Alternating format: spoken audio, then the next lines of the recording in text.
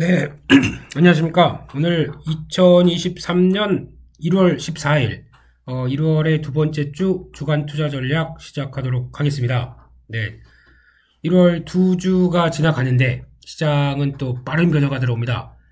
위축이 심했다가 또 위축이 강하게 붙었다가, 네, 이런 변화가 오면서 많은 고민. 그렇다고 또 계좌 보게 되면은 주가 올라온 것 같이 좀 시원하게 움직이지 않는데, 대형주가 먼저 움직이고 대형주도 섹터별로 조금씩 좀 다르죠. 그런 상황에서 또 중소형주는 이거 뭐 테마 뭐 몇 개 빼고는 또 움직이지 않는 상황 쪽에서 조금 어지럽습니다. 그런데 이제 또 그럼 이제 시장 판단을 어떻게 할 것이고, 그리고 또 흐름들을 어떻게 가져갈 것이냐. 네, 복잡하다, 이거 잘 모르겠다. 네, 저희 주간 투자 전략이 있습니다. 걱정 마시고요. 어제 제가 인포백스 나가서 그런 얘기 드렸습니다. 시장에 대한 판단을 만만치 않다라고 말씀을 드리면서 결국에는 뉘앙스가 뭐 거의 그 시장이 안 되는 것처럼 팔아야 되는 것처럼 얘기를 했는데, 그게 얘기가 그쪽으로 몰아간 것이긴 한데, 저희는 솔직히 그 시황 판단이라고 하게 되면은 딱 제가 그거 하나만 말씀드릴게요. 저는 그냥 시장 추종자입니다. 이게 더 중요한 거 아닐까요? 시장의 추종자. 네. 만약에 시장에 예측자가 있습니다. 예측자가 있고, 이쪽으로 갈 거야, 그렇게 될 거야 라고 믿는 예측자가 있고 추종자가 있는데, 예측자 같은 경우는 그거죠. 시장이 쭉 빠지다가 여기가 저점일 것 같아. 그러면 여기보다 이건 이상으로 더 내려가는 거 이상해. 여기서 저점일 것 같아. 그러면은 삽니다. 계속 사는 거죠. 그래가지고 저점을 확 낮춰가지고, 그래 그러면 이제 반등일 거야, 이렇게 앞으로 예측. 이런 사람들이 벌면 크게 벌고 날리면 크게 날립니다. 네, 이거 예측과 거의 유사하게 움직이는 사람들이죠. 그게 하나의 특징일 텐데, 저는 저를 비롯해서 그걸 제가 안내해 드리는 거는 시장을 꾸준히 추적하고 거기에 맞게 시장의 비중과 그리고 또 흐름들 맞게 지금 대응을 하고 있습니다. 이게 추종자의 역할이고, 예측자면은 이 정도까지 다 올라왔어, 그러면 또 다 팔아, 그냥 여기서 수익 끝내, 앞으로 여기서 다시 하락할 거니까 뭐 인버스 뭐 다시 뭐 공매도가는 잘 모르겠습니다만, 네, 이런 걸로 바꿔서 대응하겠죠. 근데 반대로 시장이 계속 간다, 크게 터지죠. 네, 이런 것들처럼. 그래서 결론은 해보니까 매매로 완전히 진짜 올인하면서 시장에 진짜 극도의 수익률을 노려보겠다, 예측자가 맞죠. 근데 상당히 피곤한 일이고요.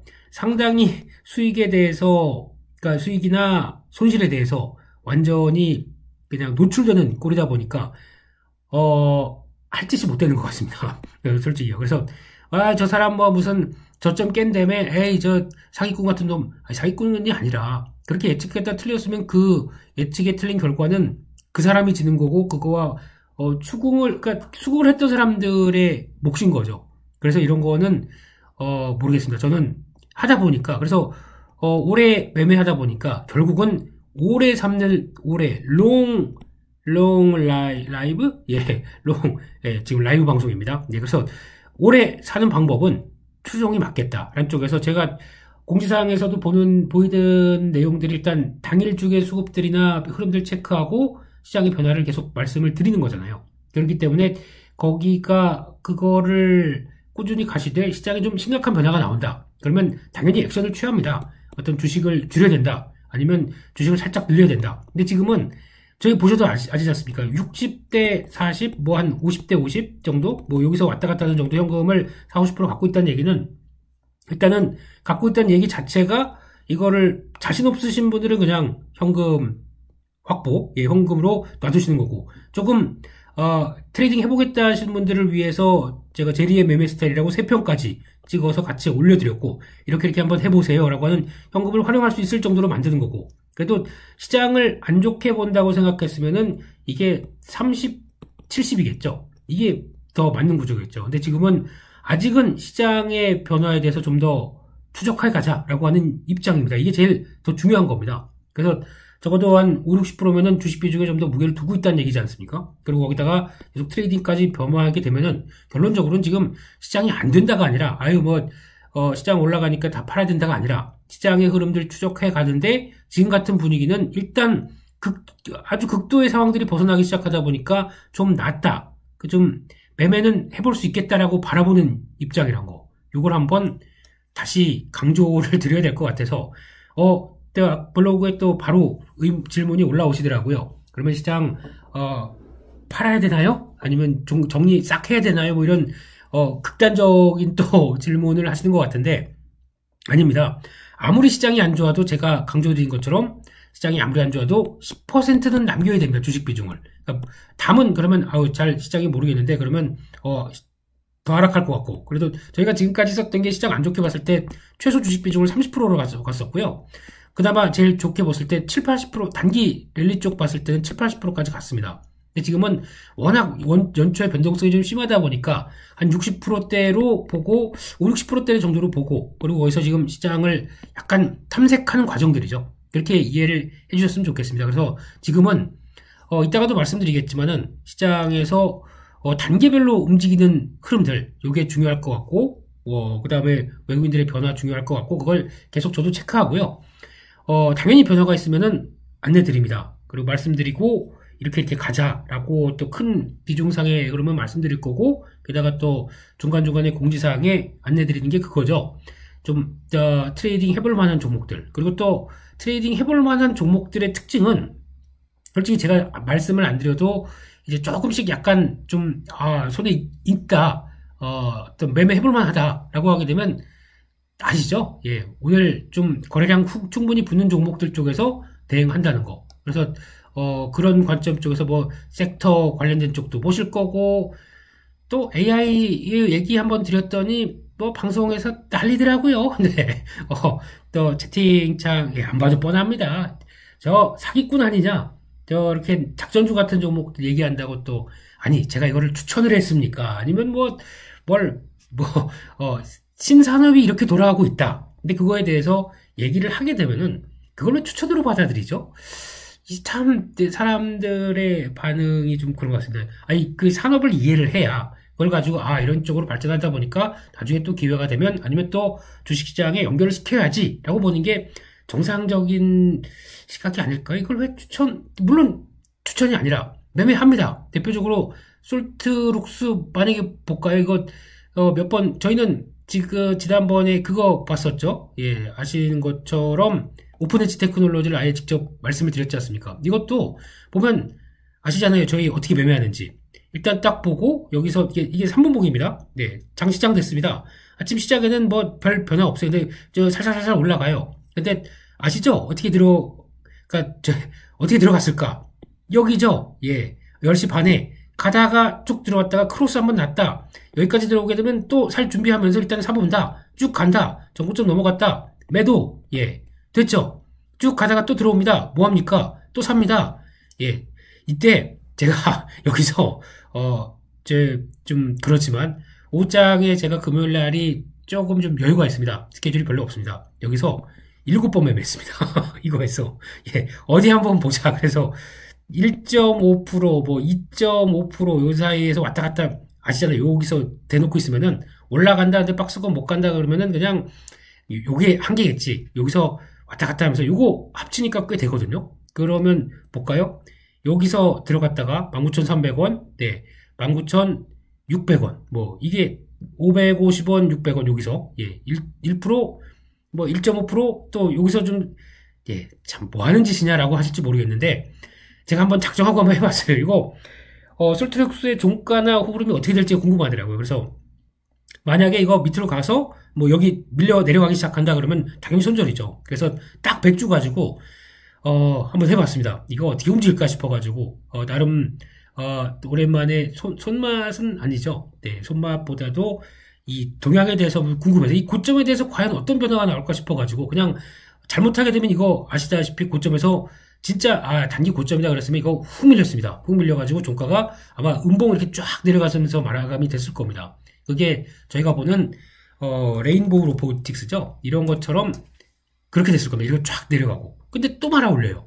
이런 거 보고는 이게 끝난 건, 그러니까 이쪽의 흐름들이 끝난 건 아니고 개미꼬식이다 작전이다 많을 수는 있겠죠. 근데 트레이드하는 입장 쪽에서는 그게 별로 중요하지가 않아요. 고점의 신호가 명확히 나오기 전까지는 일단 붙어본다. 라는데 비중을 관리해야 되겠죠. 또 고점 신호가 이렇게 좀 많이 올랐다, 무섭다라고 하기 좀 변동성이 커지겠는데 그러면은 평소에 이거 뭐 500주 단위로 매매했다. 그러면 확 줄이는 거죠. 100주 단위로 추적해보는 거죠. 그리고 이게 만약에 살아있다라고 하게 되면 거기가 계속 또 포인트를 맞춰 가는 게 그러니까 단기 트레이딩의 하나의 핵심이거든요.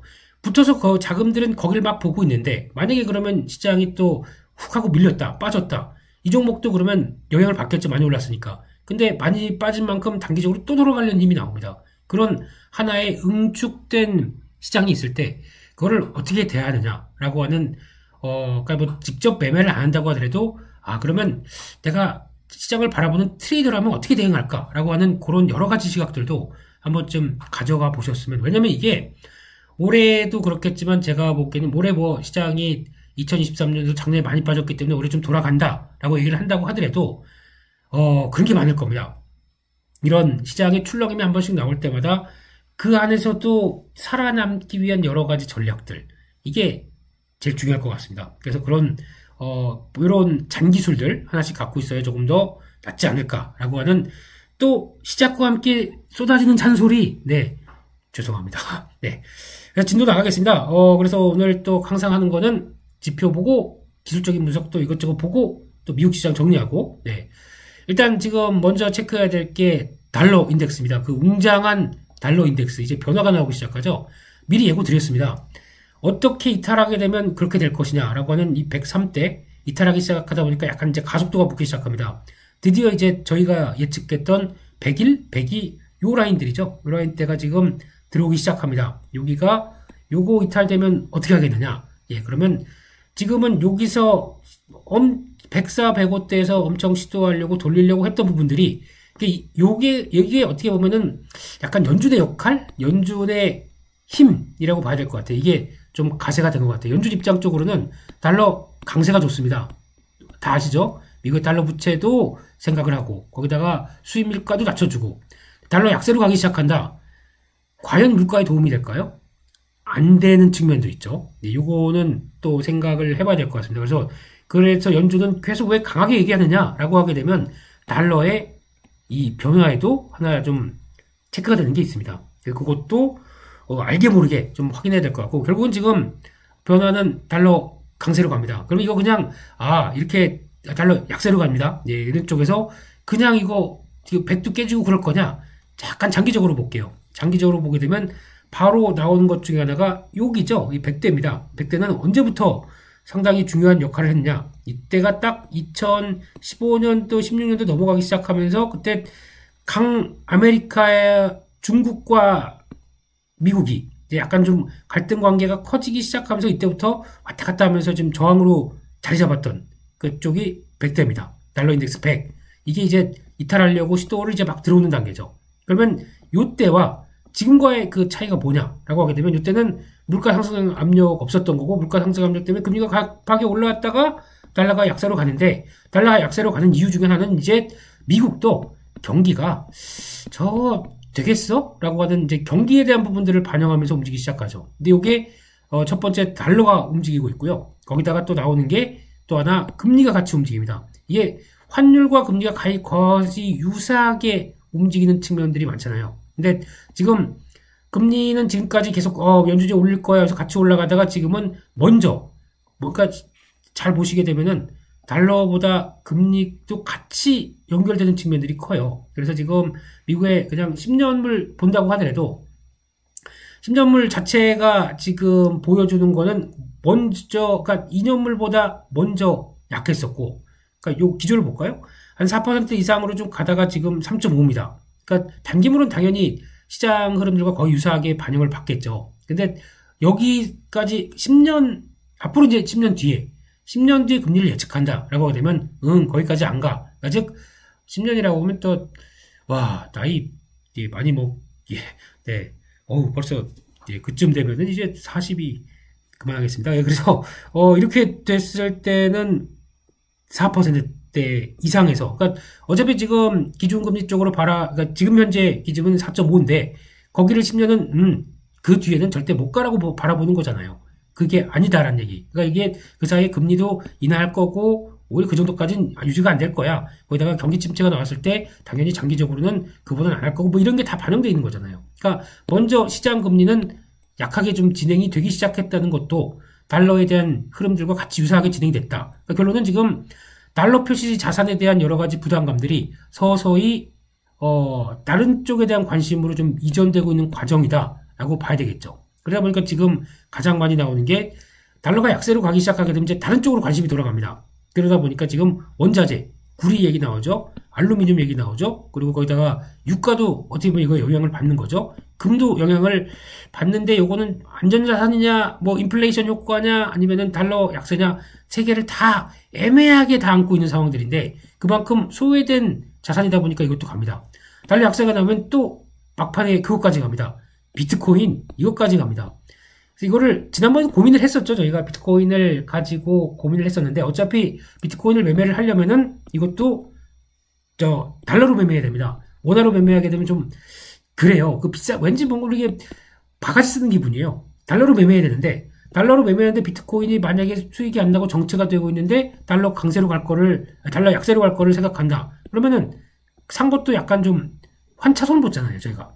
그것 때문에 지금 약간 고민을 했던 거긴 한데, 근데 모르겠습니다. 이거는 일단 뭐 기회가 나오겠죠. 지금 이거는 저희 일단 투자 대상은 아니다라고 보고 있고 차라리 금 얘기를 많이 드렸지 않습니까? 그러면 지난번에 블로그에 남겨주신 분도 저희 뭐 베리골드 대신에 그 금 ETF 들어가셨다. 그런 것도 좋습니다. 그런 전략적으로 쌓는 것도 괜찮다라고 말씀드렸던 부분들이 이런 거라고 봐야 되겠죠. 그래서 결론은 지금 미국에서 관심이 좀 멀어지고 있다라는 것들을 환율과 이제 금리에서 모두 다 얘기를 한다고 봐야 될 것 같고요. 그리고 다음 주에 이제 그게 있습니다. 다음 주에 또 지켜봐야 될 것 중에 하나가 일본의 통화정책회의가 하나가 있어요. 수요일인가 끝날 텐데 일본의 통화정책회의를 바라보면서 지금 나오는 상황들은 약간 뭐라 그래야 될까요? 좀 벌써 미리미리 좀 준비를 하고 있는 입장들이 보이죠. 역사적으로 지금 달러 N을 보게 되면 거의 지금 N이 심화됐다가 지금 나오는 가격들 보게 되면 150, 네, N까지 들어갔던 게 지금 이제 서서히 이거 좀 N절을 유도했던 부분들이 이제 서서히 N 강세로 자리 잡는 초기 국면들로 보이죠. 만약에 이게 지금에서 100 여기죠. 예, 이거를 이탈하겠느냐라는 문제도 나올 수가 있는데 그러면 엔화가 이제 다시 슬슬 그러니까 엔저가 끝나는 시대입니다. 그렇게 됐을 때 지금 과연 어떤 변화가 나올 것이냐라는 부분들도 서서히 한 번쯤은 좀 생각을 해야 되는데 그러면 이게 지금 보시는 것처럼 달러 약세, 그러니까 달러가 약세로 가는 것보다 N 자체적인 강세가 더 큰 것 같은데요. 지금 느낌은 벌써 150대에서 150 살짝 찍었죠. 뭐 그렇다고 하더라도 150대에서 지금 125 폭을 보면은 훨씬 더 큽니다. 그러니까 N이 움직이는 방향은 일단은 일본도 드디어 정책 전환이 나오겠구나라는 부분들을 많이 선호해야 하는데 이번에는 아직 뭐 구로다 총재 쪽이다 보니까 뭐 또 비둘기파적인 얘기 엄청 하겠죠. 마지막이니까 끝에 악랄은 좀 그렇죠. 예. 여러 가지 얘기를 다 표현을 드릴 거다 보니까 그런 거는 하지만 시장은 먼저 엔화 강세를 계속 또 유도를 하고 있는 모습들이 확인된다. 그러면은 다 시장에서 지금 계속 걱정이 되는 부분들은 하나 저는 이겁니다. 엔화 강세로 갔을 때 의미 있는 가격대가 깨질 때마다 그러면은 엔화에 연계된 자산들이 조금씩 다 툭툭툭 정리가 될 텐데 이게 이제 이런 거 모르겠다. 나는 그냥 2020년도 너무 나스닥 바라 한 마이너스 30% 빠진 그 자리에서 지금 이제 무조건 이제 돌려야겠다라고만 보는데 이런 것도 지금 염두를 해야 될 것 같다. 이게 의미 있는 지수대로 만약에 이게 지금 저희가 얘기하는 뭐 110, 100대까지 또 과거 저점 수준 때까지 저점은 아니라 이제 엔화가 제 가치를 받는 거죠. 그러면 엔화가 싸다라고 해서 이용했던 이런 여러 가지 상황들은 지금 다 끝난다라는 부분인데 이건 또 시장에 이슈가 나오게 되면 왜 그런 엔캐리 청산에 대한 얘기가 나오기 시작하게 되면 이해는 하셔야 됩니다. 그렇게 바라보셔야 될 것 같고요. 그래서 금리 얘기도 뭐 지금 별 드릴 건 없고 그거 봐야죠. 상품 시장. 네, 이게 지금 앞서 말씀드렸듯이 저희는 지난번 전부터 말씀드렸던 내용들 금 온스당 2,000달러 넘어간다. 예. 미리 언급을 드렸던 부분들. 그래야 이게 정상적인 인플레이션을 반영하는 정도의 금 가격이다. 예, 돌아가기 시작을 안착할 겁니다. 안착해서 아마 좀 고민을 좀 할 것 같고, 여기까지는 이제 간다라고 봐야 되고, 거기서, 그러니까 지금 1900이죠. 그러면 이거를 지금 산다고, 1920이네요. 네, 산다고 하더라도 지금은 약간 단기 가속입니다. 그렇기 때문에 이거 따라가면 안 되고요. 이거는 이런 구간이 한번 나올 거예요. 그러니까 가속이 보였다가 갑자기 바로 이걸 음봉? 예, 이런 식으로 감싸 안으면서 약간 좀 조정은 나올 겁니다. 네, 마치고 기간 약간 좀 들어간다고 하더라도 그 다음에 또, 예, 그러면 만약에 온스당 1900달러에서 2000이면 한 10%, 아니 5%죠? 5%. 예, 5% 정도인데 이거를 5%를 최대화할 수 있는 수익률이 뭘까? 뭐, 말씀드렸던 ETF도 있고, 뭐, 저희처럼 그냥 이걸 안고 그냥 저희는 그걸 산 거죠. 그냥 해외 주식을 대응을 한 거죠. 근데, 여러 가지는 할 수 있는데, 방향은 여전히 유지가 되고 있다. 그래도 잘 들리는데, 이런 거죠. 예. 뭐, 그래도 보니까 좀 맞추는 건 있네요. 예, 조금 좀, 네, 그런 건 있습니다. 예. 그러고, 또 하나, 구리입니다. 우리가 이제 또 4달러에서 가속화가 되고 있습니다. 한번 또 언급을 드렸죠. 예, 이거는 이렇게 되다가 원자재가 요거에 대한 반대, 이게 언제 나왔냐면 요거 잠깐 보시게 되면은 구리가 급하게 나오면서 작년 먼저 하락하기 시작할 때가 요기입니다. 그럼 조금 좀 길게 볼게요. 그럼 하락하기 시작해서 이 두 차례 급락했었던 이 변화 중에 하나는, 그러니까 보통 이제 주식도 그렇고 어떤 위험 아니면 어떤 자산의 특징을 보게 되면 리스크가 발생한다 그러면 1차로 급락합니다. 횡보합니다. 그러다가 이제 그 나왔던 아이디어가 다시 정상적으로 돌아간다. 회복합니다. 요런, 이걸 뭐라 그럴까? 스마일? 이렇게 되는 거죠. 안녕하세요. 네, 죄송합니다. 네, 이런 패턴들, 요거는 많이 그러니까 더 안 빠지고 횡보하는 구간. 요럴 때는 이제 눈치를 많이 보는 거죠. 횡보가 길어지면 길어질수록 개인적으로는 좀 밀릴 수도 있다고 생각합니다. 그러니까 그 계속 방향에 가속화가 나올 수 있다고 생각합니다. 그것도 한번 보시는데, 일단 지금 이때는 구리가 바라보는 거는, 일단 세계에서 구리를 많이 쓰는 게 어디냐라고 하는 수요 측면들을 많이 봅니다. 구리는 아직까지 공급과 관련된 쪽에 공급과 관련된 쪽은 아직 그렇게 큰 걱정은 안 해요. 왜냐면 세계 광산들이 아직 물론 파업이다 뭐 여러 가지 이슈는 있다고 하더라도 유지는 되는 편이니까 구리는 거의 수요에 따라서 많이 움직입니다. 근데 이거 당할 땐 첫 번째 이유가 중국이잖아요. 중국 봉쇄. 그러다 보니까 플러스 알파 미국 중심으로도 경기 침체 나올 거야. 그러다 보니까 이제 타격받은 게 여기서 큰 폭의 금리 인상과 중국 봉쇄라는 두 가지 악재로 만난 거죠. 근데 여기서 이거 미국은 아직 의문, 중국은 다시 다 푼다며 이렇게 나오게 되면 그게 반응하는 겁니다. 그러면은 아마 미국에 대한 경기의 불안감이 아직 남아있기 때문에 어디까지 제가 보기엔 한 요 정도쯤 4.5달러대 정도까지는 충분히 더 들어가서 중국을 반영을 해서 이 정도까지 들어올 것 같습니다. 그러면 미국까지 뭐 변화가 이제 지나서 나온다. 그러면 이거 돌파가 시도하겠죠. 그러면 어디까지 가느냐? 그러면은 이제 완연한 그때는 그걸 뭐라고 그래야 될까요? 완연한 경기의 그 위축 시그널 마련되고 다시 새로운 고점으로 들어가는 현상.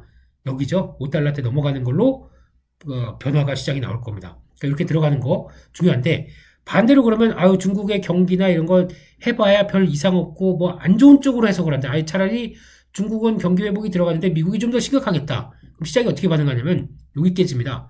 3.9? 예, 3.9 깨지게 되면 경기 이상 신호가 심하다라고 생각을 하셔야 됩니다. 그걸 구리를 통해서 알 수 있습니다. 그리고 그러면 이제 패턴이 이렇게 되겠죠. 3.9 떨어지는 여기 3.9, 3.8 여기 떨어지게 되면은 삼각 수렴 들어갔다가 시도했다가 이거 깨지는 겁니다. 그러면은 오히려 또 여기까지 또 들어오는 상황들이 되거든요. 그런 거. 예, 이건 또 경기의 바로미터 닥터 쿠퍼라고 그러지 않습니까? 닥터 쿠퍼. 예. 그것도 체크를 해야 될 것 같고 또 하나 유가입니다.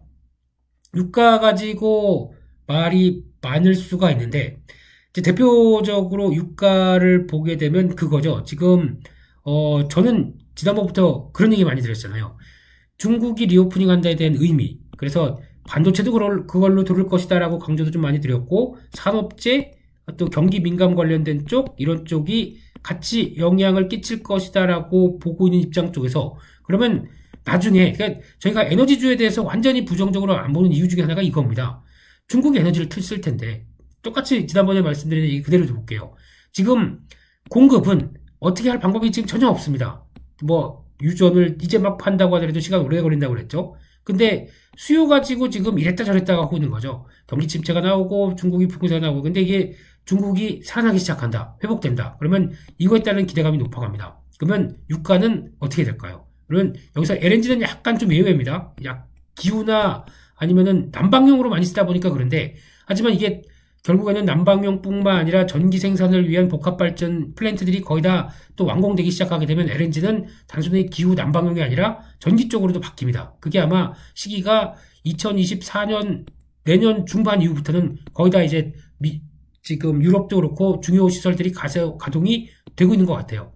여기에 하느라고 지금 또 많이 또 장비들 들어가는 거죠. 예, 그리고 또 그걸 하기 위해서 LNG 터미널 같은 경우 수출 터미널, 수입 터미널도 이렇게 들어가기 시작하는 거고요. 그래서 이렇게 되기 시작하게 되면 에너지에 대한 관심이 떨어지면 안 됩니다. 지금 같은 상황 속에서. 그러니까 요거를 그렇게 보셔야 돼요. 주식으로 연관을 시키게 되면 에너지 그리고 또 방산 요 두 가지. 근데 에너지가 이제 신재생 에너지도 있고 뭐 다른 것도 있는데 저는 신재생은 나쁘진 않아요. 어차피 같이 투자해야 될 쪽입니다. 그러니까 나쁘지 않은데 무게를 두라고 하게 되면 저는 약간 유가를 중심으로 한 이런 복합 화력 발전, 복합 발전소 쪽 이쪽에 화석 연료 쪽을 지금 당장 어떻게 할 수가 없기 때문에 이쪽을 무게를 두는 게 맞겠다. 근데 신재생은 아무리 지금 투자를 한다 많이 벌어진다고 하더라도 한계가 있을 수밖에 없지 않습니까? 바람 불어야 되고 뭐 이런 아주 일반적인 얘기들.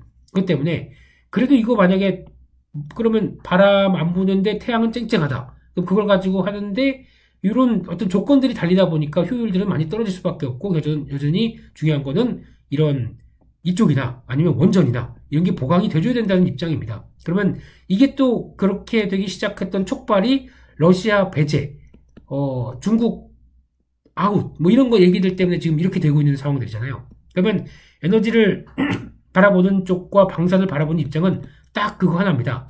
다자주의. 예. 예전에는 세계화가 핵심이었습니다. 우리 다 세계는 할 일이 있어. 너는 중국은 값싸게 제품 만들어줘. 또 누구는 소비해줘. 라고 하는 이게 있었던 부분들이 이제는 이게 깨졌어요. 세계화가 아닙니다. 다자주의로 갑니다. 그럼 다자주의로 갔을 때 가장 먼저 할 수 있는 거 에너지에 대한 자국 우선주의. 에너지 무기화. 그러면 또 이게 갑자기 러시아가 뭐 옆에 친구가 그러는데 우리도 당할 수 있어. 방산. 이쪽은 빠지면 안 될 섹터라고 생각을 해요. 네, 그래서 이런 것들은 계속 기회될 때마다 매매의 자리들은 찾아봐야 된다. 그래서 아마 이쪽을 아예 관심이 없고 하신다고 하더라도 그러니까 뭐 이쪽을 직접 매매를 안 하신다고 하더라도 관심 종목에는 꼭 넣어두세요. 특히 에너지 쪽 저희 기존에 누누이 말씀드렸던 종목들 쭉 있죠. 이거부터 또 하나 방산 같은 경우도 대표적으로 제가 바라보는 방산은 뭐 다 아시겠지만은 한화에어로스페이스 이게 제일 그러니까 앞으로 이게 왜 그러냐면은 지금 방산 ETF가 있습니다. 방산 ETF 쪽에서 여기서 가장 많이 편중돼서 들어오고 있는 게 한화그룹 쪽이에요. 그러면 방산 ETF가 아니라 한화 ETF라고 보셔도 됩니다. 네, 이쪽이 한화 에어로스페이스를 필두로 해서 이게 다 한화 방산 부분 들어오고 한화 디펜스 들어오고 다 압축이 되는 모습이잖아요. 그러면 이게 대표 주자가 되려고 시도를 하는 과정이고요. 그러니까 요거 하나 뭐 다른 종목들은 쭉 있습니다. LIG가 좀 약하긴 한데 뭐 종목들 하나 관심 종목이 넣어놓고 급락한다던가 아니면 이유가 어느 정도 확실하게 되지 않는데 수긍하지 않는데 주가에 대한 하락이 찾아온다던가 대응해야죠. 에너지도 마찬가지고 그렇게 보시는 게 맞겠다. 다시 한번 강조를 드렸습니다. 기회는 찾아가야죠 저희가. 네. 이거 태조 이방원이 끝났네 이게 뭐네 그런 거 너무 신경 쓰지 마시고요. 저희는 되는 섹터들은 모아서 압축시켜 놨다가 이용을 하자. 근데 이거 들어가도 될지 아닌지 궁금하다. 예. 뭐 하시면 되죠? 예. Q&A 띵동. 네. 블로그 가셔서 예. 댓글 다십시오. 네, 제가 볼 때 요즘은 조금 느릴 수가 있어요. 예, 왜냐면 제가 요즘에 안경 쓰고 다니지 않습니까? 그래서 좀 시력도 보호하고 또 개인적인 일도 조금 좀 뭐 처리할 게 생기고 그러다 보니까 이것저것 때문에 네, 또 부동산이 급변하게 되면 부동산도 또 체크해야 되고 하다 보니까 조금 늦을 수는 있습니다. 네, 양해를 부탁드리겠지만 네, 그래도 네, 답변 들어오면은 제가 한 11시 넘어서라도 답변 드립니다. 그러니까 꼭 답변 주신 분들은 늦어도 장 끝나고 답변 주신 분들은 네, 조금 늦어도 확인을 해주셨으면 감사하겠습니다. 네. 그리고 또 요거 하나 볼까요? 상하이 철강 선물 가격인데요. 요거 의미가 있습니다. 그래서 저희가 지난번에 소외 섹터 관심을 갖자 철강, 예, 화학 이런 거 말씀드렸던 이유가 이런 것들이죠. 선물 반응합니다. 반응해서 느리지만 움직이죠. 이게 만약에 반응이 없었다고 한다면 좀 그렇겠죠. 근데 이거는 다음 주 월요일인가요? 네. LPR 발표합니다. 중국의 1월달 기준금리 발표하는데 인하 가능성이 상당히 높습니다. 지금 같은 상황 쪽에서는 인하로 들어간다. 이런 거 어떻게 변할까요? 중국은 금리를 부양책으로 바뀌었어. 그러면은 중국 관련된 예전에 수혜주라고 볼 수 있는 것들, 그러니까 경기 민감주들 확 움직일 겁니다. 이것도 중국 따라서 움직이는 부분들이잖아요. 그러면은 또 철강, 화학, 또 해운, 또 조선도 참 늦게, 조선이 지금 거의 LNG 가격대 보면서 움직이다 보니까 더 약한 거거든요. 근데 연결고리가 그렇게 무조건 지금 앞으로 LNG 수주를 받을 것밖에 없다라고 생각해서 이런지 모르겠는데 참 그래요. 그리고 이렇게 안 움직일 때는 아닌 것 같은데. 그래서 결론적으로는 이런 경기 민감주. 근데 여기 건설도 포함이 되고 있고 요거는 모르겠습니다. 건설은 지금 저는 어차피 지금 내수를 바라보고 있는 건설 쪽이 더 비중이 큰 상황들인데 이거 자신날 수 있을까? 그러니까 지금 요즘 또 이제 부동산 분들이나 이렇게 또 연락도 오죠. 혹시 금배가 나왔는데 관심이 있느냐? 그러면은 저는 일단 없다고 합니다. 예, 지금 돈 없어요. 그냥 그렇게 얘기 드리고 나중에 한 1년 뒤에 가면 돈 생길 것 같은데 그때 한번 또 보고 또 말씀드릴게요. 이러고 나오는데 의외로 금매에 나온 건데 관심 있으세요? 전화 받은 게 일주일에 예전에는 한두 번 받았는데 지금은 이번 주는 없죠. 그래서 제가 전화를 드려보는 거죠. 그러니까 이거를 시장에 저는 그냥 체크하는 바로미터 정도로 바라보는데 그런 쪽에서 건설 보는 게 조금 좀 그렇긴 합니다. 네. 뭐 오늘 막 섞였네요. 섹터가 왔다 갔다. 근데 정리는 더 깔끔하게 잘 해주시는 우리 여러분들께서 잘 해주신다고 생각하고 네, 그래서 그렇게 보시면서 우상향입니다. 철강도 됩니다. 그러니까 왜 경기 민감 이쪽이 관심이 있는지 그러다 보니까 지금 시장에서는 기관 중심으로 코스피에 집중이 될 수밖에 없죠. 왜냐면 약간 경기 민감 중후장대 산업 사이클을 발휘할 수 있는 게 이쪽이죠. 코스닥은 팝니다. 안 삽니다.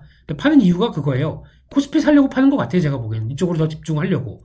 코스닥을 안 된다라고 보게 되고 가는 게 아니라. 근데 어차피 코스피가 이만큼 올라간다. 그러면 코스닥이 못 갔다. 키 맞추기는 한번 할 거 아니에요. 요거는 나올 수는 있어요. 근데 이러면 이쪽이 어떻게 보면 그동안 이게 빈집 같아 보였는데 또 매수가 들어가다 보니까 주가가 올라가게 되면 이제 더 이상 빈집이 아닙니다. 그럼 빈집화되는 게 여기죠. 그러면 이쪽으로 또 쭉 이거 올라간 것도 쭉 팔아다가 이걸 또 밑으로 쭉 내려오는 이런 이게 네, 돈 없는 시장의 현실입니다. 돈은 지금 예탁자산 44조 6천억인가요? 계속 빠져나갑니다. 줄줄줄 빠져나가고 주식 못하겠어 라고 하는데 여러분들은 반대로 하셔야죠. 예, 시장의 트렌드가 그쪽으로 가고 있다. 물론 이렇게 가기 시작하게 되면 거기 동참하는 것도 맞습니다. 동참하는데 이거를 그렇다고 뭐 올인할 정도는 아닌 것 같고요. 하지만 항상 소외되는 반대쪽을 보자. 자산은 이게 제일 중요합니다. 사람들 심리가 이쪽으로 확 쏠려가고 있을 때 그 반대되는 한쪽을 보는 거, 관심이 없는 쪽을 보는 거. 이거는 주식시장도 마찬가지고 자산도 마찬가지고 항상 반대적 너무 똑똑해도 안 되겠지만 또 이걸 또 역이용하는 것도 있겠죠. 근데 뭐 머리 아파서 못 살겠네요. 그냥 좀 편하게 살면 안 될까요? 네, 그냥 은행에 따박따박 놓고 내가 주식 모르겠을 대로 돌아가고 싶어. 그러시죠? 네. 그때 그냥 얼마나 편안했었어. 그러시죠? 그러다가 내일 월요일날 갑자기 저희 네오클라스에서 말씀드린 종목 시간에 말씀드린 뭐 갑자기 15%쫙 올라갔다. 네. 역시 주식하길 잘했어. 뭐 조금만 참으면 됐는데 뭐 사람이 이렇게 왔다 갔다 하더라고요. 네, 그래서 그런 좋은 소식 있기 위해서 이따가 2부 종목 코너도 열심히 하겠습니다. 이렇게 마감을 짓네요. 또 어물쩡. 네. 시장 위험 지표들도 쭉 보고 넘어갈까요? 그래서 변동성 지수는 그냥 살짝, 이거는 뭐 지금 의미가 없는 단계로 내려왔죠. 횡보하다가 움직이는 나스닥의 기조랑 같이 봤을 때도 이제 의미 있는 가격대 깨졌습니다. 드디어 20대가 드디어 이탈을 본격적으로 했습니다. 그러다 보니까 그냥 그렇구나 라는 정도로, 이거는 다시 살아날 때를 봐야죠. 그러니까 이거 의미 있는 자리 이탈했다면 그 정도로 봐야 될 것 같고, 공포와 탐욕 지수 모르겠고, 이거 뭐 별 중요한 것 같지 않고요. 장단기 금리차 한번 볼까요? 이제 지금부터는 좀 중요하게 봐야 될 게, 장단기 금리차는 그거죠.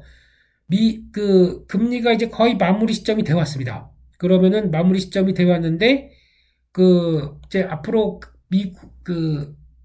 미국에서 연준은 변화가 없을 거라고 얘기했는데, 시장에서는 자꾸 금리 인하를 하반기 할 거라고 하게 되면은, 단기 금리가 잘못하게 되면 급락할 수가 있겠죠. 더 이상 금리 안 나온대라고 하는 표현들, 그거는 그냥 예측이지만, 네.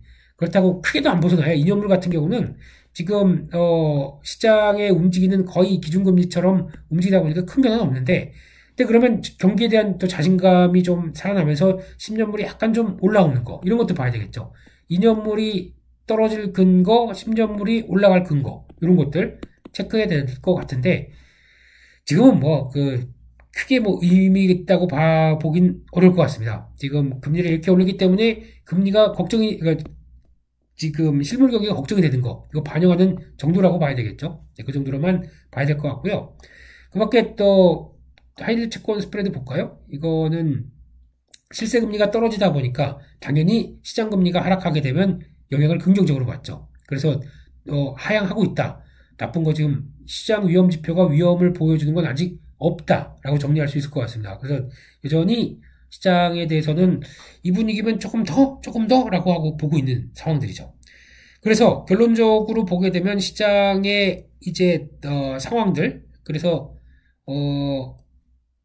미국 시장부터 좀 보고 갈까요? 예, 미국 시장 종목들부터 보고 가는데, 일단 애플 별 할 수 있는 상황들이 없고요. 애플 혹시나 이 정도까지 들어왔으면 사야 되겠죠. 네, 저희 이 엔빌로프도 적용을 시켰습니다. 지난번에 제 본 PC에는 돼 있는데, 노트북 이 방송용 PC에는 안 돼 있어서 다시 집어넣습니다. 왜 집어넣는지는 이따가 보고 말씀을 드릴게요. 테슬라 이런 자리에서 이거 보게 되면 아시겠죠? 테슬라를 왜 매수 관점으로 봐야 되는지. 네, 저점 매수 관점으로. 네.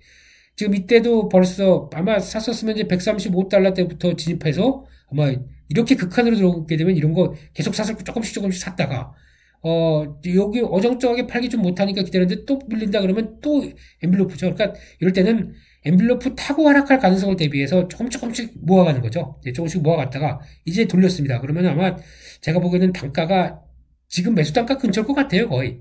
여기서 비중은 조금씩 많이 늘었죠. 여기 하락할 때부터. 그러니까 만약에 여기 처음으로 들어갔다 그러면 저가가 137이니까 140달러대로 생각하기 해요. 그러면 일단 지금 들어간 가격이 미국 관점으로 보게 되면 저희 요 정도 140달러로 들어갔다. 이거 색깔을 바꿔야 되겠네요.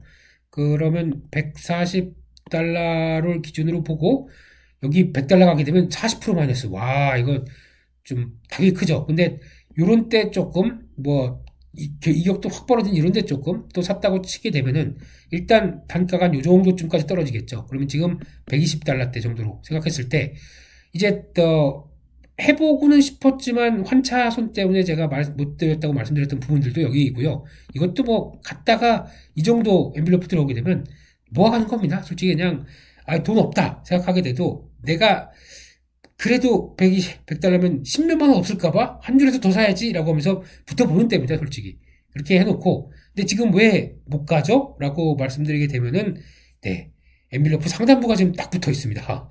그렇게 많이 빠지다 보니까 여기 와 있어요. 그러니까 지금 이런 현상들이 지난번에도 한번 볼까요? 네, 지난번에도 요런 자리들, 네, 엔빌로프 딱 닫자마자 못 가잖아요. 여기도 엔빌로프에서 쌍고가가 나와버렸어요. 이런 거 무섭지 않습니까? 55일선 근처 닿지도 못하고 여기서 쌍고가 나오면서 하락하는 것들. 저희 툴도 맞습니다. 이렇게 급락하는 종목들도 맞긴 맞습니다.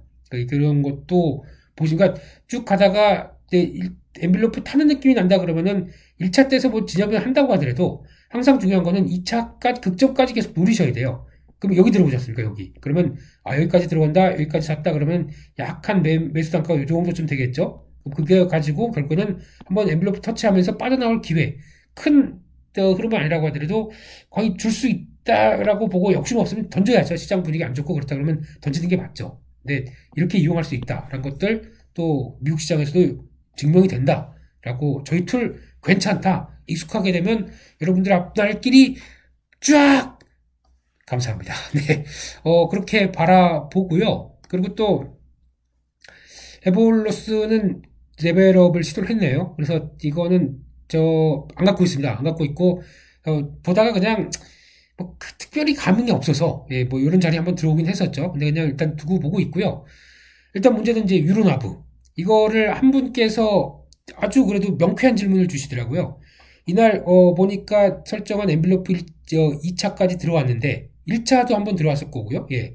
들어왔는데 이거 사야 될까요? 근데 제가 대답은 예스. 예, 사셔야 됩니다. 그리고 그분한테 감사드린 게 갭 딱 나오고 이렇게까지 들어오게 되면 그냥 일단 보는 종목들은 사야 돼요. 일단 내가 알고 있는 한 이건 펀더멘털 큰 이상한 게 없다고 생각하게 되면 사는 겁니다. 이날 거래도 급증하죠. 거기가 보시면 저가였습니다. 그래서 그분한테도 감사드리는 게 저도 샀거든요.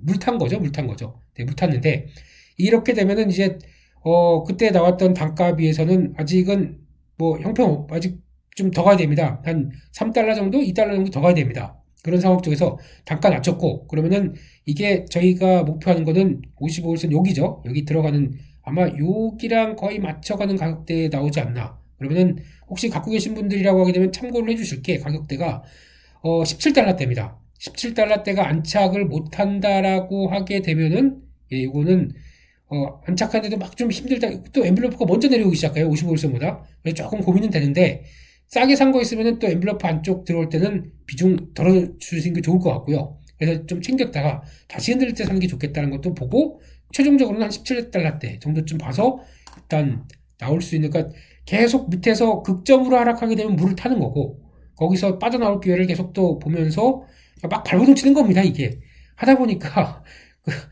하락한 종목 가지고 내가 뭐 이렇게 큰 펀더멘탈의 이슈가 없고 대응할 거는 좋습니다. 그렇게 하셔야 되는 게 맞더라고요. 그래서 그렇게 바라보고 있는 상황들이고요. 스탱, 스콜피오 탱커스 괜찮습니다. 55일선에서 요 날도 좀 땡기긴 했지만 뭐 지나갔으니까 이건 대응 못했고, 근데 그나마 계속 자신이 있는 게 지난번 보세요. 지난번 이런 때 이런 자리 55일선에서 한 3번 정도 지지하고 쭉 올라가는 거 이런 거 봤을 때는, 근데 보면 미국 시장이 보셔서 아시겠지만 깔끔해요. 그러니까 우리처럼 55일선에서 좀 되게 지저분하게 움직이지 않고요. 지지할 거다 싶으면은 지금 미국 시장 종목들 보면서 느끼는 게 깔끔합니다. 이것도 급락했죠. 그 다음날 바로 돌립니다. 55일선에서 지지하는 패턴들 이건 좀 지저분한가요? 예, 그렇다고 하더라도 깔끔의 무게를 둘 수 있을 것 같습니다. 그렇기 때문에 괜찮고요. 혹시 트랜스오션 갖고 계신 분들 있으면 일단 축하드린다는 말씀부터 드리겠습니다. 제 계좌에서는 어제 종가상으로 100%가 찍혔습니다. 네. 그때 저랑 똑같이 사셨다고 하게 되면 100%가 기쁨을 여러분과 함께 하겠습니다. 네, 첫 올해 들어 100%가 그러니까 투베거 내가 확인이 됐네요. 팔까요? 네, 안 팝니다. 그러니까 물론 이게 지금 엠플로버 막 따라가다 보니까 불안감은 있는데 전부터 그랬어요. 이거 어차피 구조조정에서 살아남은 회사 몇 개 안 되는 것 중에 거의 마지막인 관점에서 이거 과거의 영광까지 생각하게 되면 얼마까지 갈까요? 그러면 지금 기준에서 다 이제 리그라고 하는 리그 수가 계속 또 우상향으로 나가기 시작하면서 다 이것 좀 파주세요, 저것 좀 파주세요, 바쁠 텐데, 그러면 최소 1차 저항이 여기죠. 여기까지는 들어올 거고, 이거 가격 볼까요? 이게 가격이 월봉상에서 가격은 딱 여기 6.8달러, 7달러쯤 됩니다. 여기가 이제 중요할 거고, 이제 실적에 가속도가 붙는다. 그러면은 조금 과거에 보였던, 그러니까 이거는 뭐 나온 지가 얼마 안 되니까 없네요. 근데 지금 6.7달러 거의 똑같죠. 월봉상에 예, 연봉상의 저항의 중요한 기점도 여기랑 똑같죠. 한 7달러 때까지는 가보자. 지금도 한 50%는 더 가야 되겠다. 라는 생각으로 바라보고 있는데, 혹시나 뭐 지금 사실 분들은, 예, 그건 아니고요. 네, 그건 예외, 그건 논외고, 네. 그래서 일단 가지고 계신 분들 지키고 가자. 그리고 또 온세미컨덱터. 어려웠지만 그래도 돌립니다. 돌리기 시작해서 그냥 55일선에 들어왔고 바라보겠고요. 베리골드. 네. 그냥 얘기해드리, 한 2주 됐나요? 지금 2주 정도 됐었나? 주봉상으로 보게 되면은, 그러면은 2주니까, 지금, 뭐, 그렇게 큰 수, 지금, 11%, 12%. 네. 그 정도쯤 됐겠죠? 그래서, 뭐, 10몇 프로, 근데 워낙 묵직한 종목치고는, 뭐, 괜찮다, 나쁘지 않은 수익률, 뭐, 이 정도로 해서 넘어가는데, 일단 유로나보는 말씀드렸듯이 좀 정리할 타이밍을 계속 보고 있다라는 쪽도 한번 보셨으면 좋겠고요. 결론적으로는 시장의 기술적인 상황들을 봤었을 때 지금 이제 제가 가장 고민하는 것 중에 하나는 어제 인포맥스 때 저희 지난번에도 좀 강조드렸고 했던 나스닥은 뭐 모르겠습니다. 일단 지금 너무 바닥권에서 들어오다 보니까 이 정도 11,500까지는 한번 갈 것 같아요. 지금부터 한 한 4% 정도? 더 영향력은 있을 것 같은데 이게 그대로 한국 증시에 연결이 될지는 아직 모르겠습니다. 4%면은 앞으로 80포인트다 보니까 거의 한 2450 정도, 예, 60 정도, 뭐 이 정도가 되겠죠. 네, 그 정도까지 끌고 나갈지 뭐 그거는 모르겠는데 가장 중요한 건 지난번에 보여드렸던 이거 이제 S&P 500이 주봉상에서 지금 어떤 역할을 이제 저항이 쭉 들어오는 상황 쪽에서 어떤 변화가 가져가겠느냐. 이게 지금 제일 초미의 관심사죠. 바로 바짝 붙었습니다. 저항이 바로 바짝 붙은 상황 쪽에서 이거를 안고 그냥 그대로 갈 것이냐라고 할 수 있는 이 자리. 네, 요게, 그러니까 그래도 어렵게 잘 성과를 냈어요. 근데 여기까지 안 돌리고 지금 여기서 돌아온 거는 시장이 약간 좀 오버하는 측면도 있거든요. 오버? 약간 시장이 먼저 생각하는 거죠. 그러니까 즉, 연준은 이제 아무리 그래봐야 금리는 우리가 더 맞을 거야. 금리가 인하되고 나올 수 있는 변화를 이제 연준은 그렇게 공격적으로 얘기 못할 거야. 매파적일 수 있어. 라고 하는 시장의 지레짐작도 조금 강했습니다. 근데 이럴 때마다 제가 걱정하는 거는 저야 뭐 추세를 뭐 걱정하고 뭐 그런 거보다 추세에 대해서 그거죠. 지난번에도 계속 이런 자리 때마다 연준이 강하게 나왔는데 이번에도 그냥 놔둘까? 이런 그냥 의례적인 고민들. 이거에서 그거를 또 시장이 만약에 그러면 연준이 세게 나왔는데도 에헤이 뭐 안 봅니다요 저희 그러고 그냥 무시하고 갈까? 이런 것들이죠. 이게 앞으로에 대한 변화의 핵심이기 때문에 이런 뉘앙스들 체크하자는 입장 쪽에서 그리고 저희가 또 그게 있어요. 지금 되게 의미라기보다 날짜 한번 볼까요? 예, 날짜를 보시게 되면은 지금 1월 달입니다. 지금 1월 달에서 잘 보시게 되면은 요 날이 지금 요때가 여기가 지금 설 연휴입니다. 그러니까 다음 주 요 날은 미국 증시 휴장. 그러니까 16, 17은 거의 저희 자체 힘 가지고만 움직였다가 또 수복금으로 쭉 넘어가는데 요때는 잘 보시게 되면은 설 전이에요. 설 전인데 뭐 적극적으로 움직이거나 매매가 커지거나 거래 늘어나는 요건 아직 모르겠죠. 이런 상황 쪽에서 그래 그럼 넘어가자. 23일, 24일 설 연휴입니다. 예. 새해 복 많이 받으시고요. 예, 잘 쉬시고. 근데 그때 그러면 연휴 끝나고 그러면 보자 그런데 요때부터 미국의 IT 빅테크 기업들 실적이 쭉 나와버립니다. 이번에 보니까 팩트셋에서 나온 S&P 500 기준의 실적은 마이너스 4%로 잡고 있습니다. 작년 동기 대비에. 그러면 더 확 안 좋아진다는 거죠. 근데 이게 진짜 안 좋을 것 같아서 확 낮춰 잡았는지 아니면 그냥 어정쩡하게 잡아놓고 더 안 좋을지 이런 가이던스에 대해서 아직 감이 안 잡혀요. 이런 상황들이고 그거보다 보통의 경우는 분위기 안 좋게 되면 가이던스 많이 낮춥니다. 그래서 그거보다는 좋은데 라고 해서 변화가 나올 수는 있습니다. 근데 그거는 뭐 그렇고요. 그러면 저희가 또 이때부터 갑자기 또 변동성 커지겠죠. 그 사이에 나온 테슬라가 이날이든가 그래요. 네, 이날인가 하여튼 이렇게 나오기 시작하면서 또 이거 가지고 또 국내 기업들 또 작년 실적 쭉 발표되는 거 가지고 아이쿠 하다가 보면은 네 연말로 들어갑니다. 월말로 들어갑니다. 2월 1일 또 요때죠. 또 FOMC 한다고 떡대고. 그러니까 지금 1월달 중반부터 뭐 이래저래 것 때문에 훅, 확, 딱 뭐 이러면서 지금 2월달 FOMC까지는 그냥 다 가버리게 생겼어요. 그래서 이런 변화 때 과연 시장이 변동도 다 감수를 하면서 미국 시장과 함께 꿋꿋하게 그냥 우상향으로 고할 수 있을 것인가? 이거에 대한 의문이죠, 지금요. 그래서 좀 그게 시장에 대해서 좀 불편하다든가 아니면 좀 잘 모르겠다고 할 수 있는 부분들이 거기서 나온 게 아니었을까라고 저는 보고요. 그러니까 결국에는 지금 나오고 있는 코스피도 그렇고 코스피도 지금 주봉으로 보게 되면 딱 그 자리입니다. 롤링 타고 가서 이제 55주선 딱 앞서서 거기 저항을 돌파하는, 그러니까 약간, 요거는 지금 한 번 더 롤링을 탔기 때문에 여기까지 가야 되겠죠? 그래야 더 맞는 거겠죠? 지금도 딱 보게 되면 코스피도 주봉에서 바짝 붙었습니다. 저항에 바짝 붙었습니다. 그런 상황 쪽에서 지금 55주선까지 직전 고지가 2500선을 넘어가야 저희는 추세에 완연한 돌파 저항이 끝났다라고 볼 수 있는 입장이죠. 그게 될 수 있을 것이냐. 근데 분위기는 나쁘진 않습니다. 지금 현재로 거래 이렇게 늘어나주고 거래 확 늘어났던 거 나쁘지 않죠. 늘어나주고 거기다가 지금 계속 강조드리는 거 요 자리들, 요 레벨들, 그러니까 이게 내려올 때 보게 되면 그렇게 내려온 거잖아요. 정고점, 그러니까 고점 돌파만 타고 싼 고점으로 내려갔다가 계단식으로 되고 계단이 갑자기 두 개가 사라졌어요. 으아 하고 갈 뻔하다가 누가 손을 딱 내밀어서 잡아줬어요. 그게 누구죠? 외국인입니다.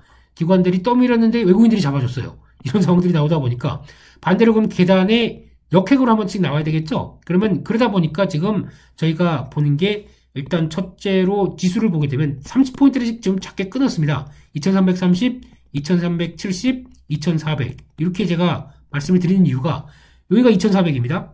2370입니다. 그리고 2330은 왜 중요하냐? 여기 55일선 이런 거죠. 그러니까 이게 잘못하게 되면 쭉 가는 척 하다가 이게 이상한 거면 또 이때도 그랬어요. 뭐 거의 보니 이때도 네, 아직도 기억나는 게 연합인포백스에서 각도기 형님, 네. 거의 뭐 흥분하시더라고요. 이제부터 다 끝났다. 이제 반영 다 됐고 주가가 이제 급등한다라고 그렇게 얘기를 하다가도 또 이런 과정이 나오고. 그러니까 이거는 모르는 일이에요. 지금 올라간다고 그래서 무조건 또 지금 그러니까 지금이 강한 시점. 그러니까 전강 후약 상고 하죠. 이런 거를 이게 또 가다 보면 또 거기 막 취하게 돼버릴 수밖에 없어요. 그러면 항상 이랬잖아요. 이럴 때는 또 하락론자가 우세하고, 이럴 때는 또 상방론자가 우세하고, 시장은 항상 그렇습니다. 근데 그런 걸 다 떠나서, 저희는, 그래, 레벨 따라서 볼 테니까, 그거를 좀 확인하자는 입장이고, 그러면, 저희가 꼭 확인해야 될 게, 2400 넘어가면서, 시장이 이제 대세적인 상승과 탄력들을 강하게 돼서, 다시 시장의 강화된 모습들을 보여주겠다라고 되면 첫 번째 그거밖에 없습니다. 외국인이 이거를 주도를 해야 되고요. 저희는 알지 않습니까? 외국인들이 시장의 주인을 아니야, 그럴 수 없어, 거부해 라고 하더라도 sorry, I'm the your master 이러면서 들어오는 거죠. 네, 그래서 예, 마스터입니다. 그래서 이렇게 올라가기 시작하면서 나오는 외국인들의 변화, 그 두 번째 거래는 좋습니다. 거래에 대한 부분들 아주 굿. 예, 이적도 살아나기 시작하는 거 괜찮아요. 이거는 마음에 듭니다. 세 번째 하나, 주도주. 요게 저는 제일 관건이에요. 지금 이제 대부분 막 돌고 시작하거든요. 한 번씩 돌고 다 그렇게 많이 하락했던 건설주까지 한번 돌고 하다 보니까 이 2400 돌파해서 2500까지 약 한 100포인트 간인데 여기서 만약에 안착해서 움직임이 나온다 그러면 여기서 주도주가 강하게 탄생합니다. 그래서 만약에 제가 보고 있다가 시장에 이런 조건들 확인되고 주도주가 이거 같다. 그러면은 조금 올랐다고 하더라도 상관없습니다. 주도주는 따라가야 되거든요. 그러면 요때 흐름 봐서 나오는 주도주 이게 판단이 맞겠다 싶으면은 저희 지금 현재 60대 40이지 않습니까? 그러면은 현금을 뚝 잘라서 10%에서 20%는 이거 살게요. 대응을 하겠습니다.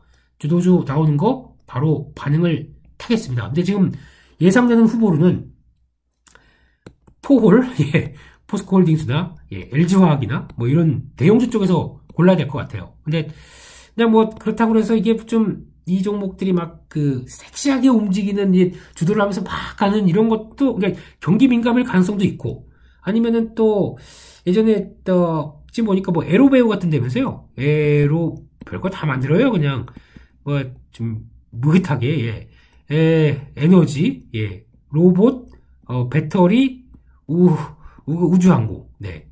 이게 뭘까요? 여기서 뭐가 갈까요? 이건 뭐 모르겠습니다. 저는 이런 거 그냥 또 하하하 재밌다 이런 것도 만들어냈네 하하하 하긴 하지만 뭐 그건 좀 그렇고 딱 열린 마음으로 시장의 변화가 일단은 위로 갈 수 있고 아래로 갈 수 있습니다. 근데 위로 가게 되면 2400 넘어가서 위로 가도 중요한 게 아니라 시장 갑니다가 중요한 게 아니라 가는데 뭘 사야 되느냐가 중요하겠죠. 저희는 그러기 위해서 에어클래스가 있는 거 아닙니까? 네. 그 묘때 2400에서 2500 넘어가는 그래서 2500까지 돌파하는 그런 강한 변화가 나온다. 시장을 끌고 갈 게 뭐가 필요해요? 반도체? 가능합니다. 이러면 SK하이닉스 뭐 그런 흐름이 나온다고 해도 따라 사야 되겠죠? 붙어야 되겠죠? 근데 그거는 조금 보면서 하겠다는 입장 쪽에서 아까 말씀드렸던 세 가지 조건들 확인하고 움직이되 반대로 여기서 이제 또 시장의 힘이 뭐 또 모르는 거긴 하겠지만 여기죠. 계속 붙이고 막 시도하는데도 힘이 없습니다. 또 뭐 한국의 실적이 어쩌고 저쩌고 근데 실적은 안 좋은 것 때는 괜찮거든요 솔직히. 근데 그걸 가지고 어떻게 이용할지 모르니까요. 2330 처음에는 내려왔을 때 지지할 거예요. 그랬다가 다시 반등 시도했다가 이렇게 또 빠진다. 그럼 이번에 또 영락 없이 그 여러 가지 종목들 한 번씩 다 되돌려 놓고 섹터 회복 다 시켜놓고 하락하려고 또 준비하는 그런 과정이겠죠. 다 가능성이 있습니다. 1번도 되고 2번도 됩니다. 이거에 대해서 시나리오를 알고 대응하자라는 관점 쪽에서 1번 나온다? 좋죠. 그러면 저희 계좌들과 함께 또 기존에 물리셨던 거 이런 것도 다 빠져나올 기회와 함께 볼 수 있는 상황들이죠. 그렇게 갈 것이냐? 이렇게 갈 것이냐? 이런 부분들 또 체크하는 하나의 방향타로 가져가야 될 걸로 보여집니다. 네, 그렇게 보셨으면 좋겠고요. 그래서 내용들은 거의 다 설명드렸습니다. 그래서 지금 하나 이제 걱정되는 게 요거 꼭 기억하세요. 거래량 외국인 주도 섹터 요거 가지고 다음 주에 대한 여러 가지 판단들 할 것 같습니다. 그래서 지금 약간 이제 비중은 하게 되면 이제 좀 느리겠죠. 이제 올라가는 거 확인됐다. 거기서 주도주를 잡겠다는 입장 쪽에서의 굳은 의지, I will 네 그렇게 되는 것 같고요.